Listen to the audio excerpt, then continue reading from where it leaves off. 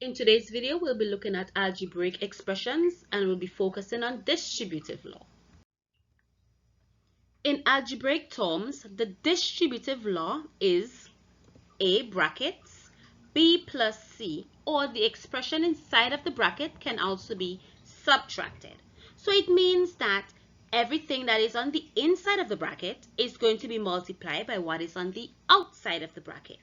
So I'm going to multiply A times B because the A is going to be distributed to everything that is on the inside of the bracket.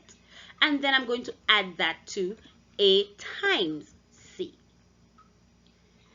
We can therefore say when multiplying a number by a group of numbers that is being added or subtracted together, it is the same as doing each multiplication separately. Let's take a look at this example. 3 can be distributed across the expression x plus 2y. So we can say 3 times x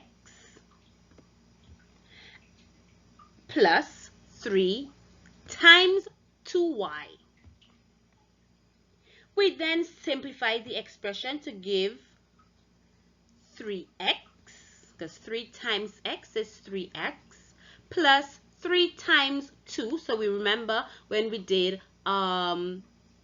algebraic expression multiplication, we simply multiplying their coefficients. So we're multiplying 3 times 2 to give us 6, and we keep the variable y.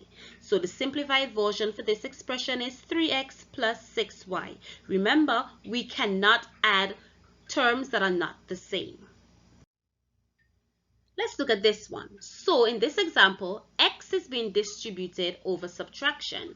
So we're going to say x times x, and that is being subtracted by x times 1.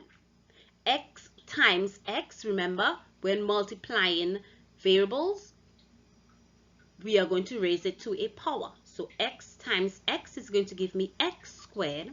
And x times 1 is simply going to give me x.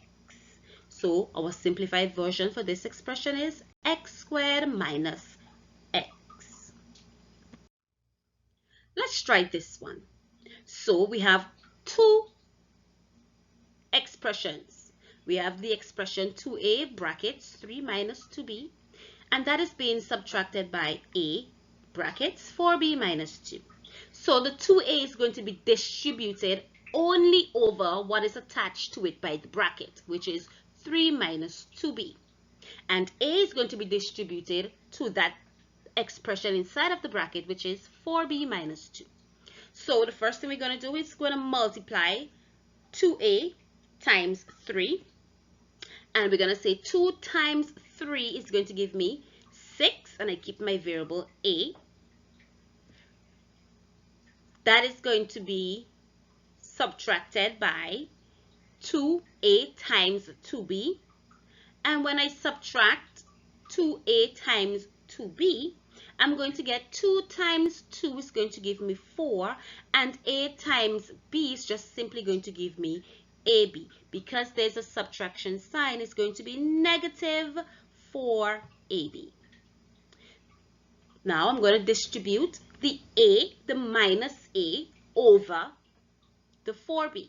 So I'm going to multiply minus a times 4b. A minus and a positive is going to give me a negative. So that's going to give me negative 4ab. And when we are multiplying two negatives, in this case minus a times minus 2, the two minuses, remember our direct numbers tell us when we are multiplying two negative numbers, our answer will always be positive. So we're going to multiply negative a times negative 2, which is going to give us positive 2a. Now we're going to group our like terms. So we're going to group all our a's together and all our ab's together. 6 plus 2 is going to give me 8a. And then I'm going to minus. So when we are subtracting terms that have the same variable, it means that we're just simply going to add their coefficients and keep the sign.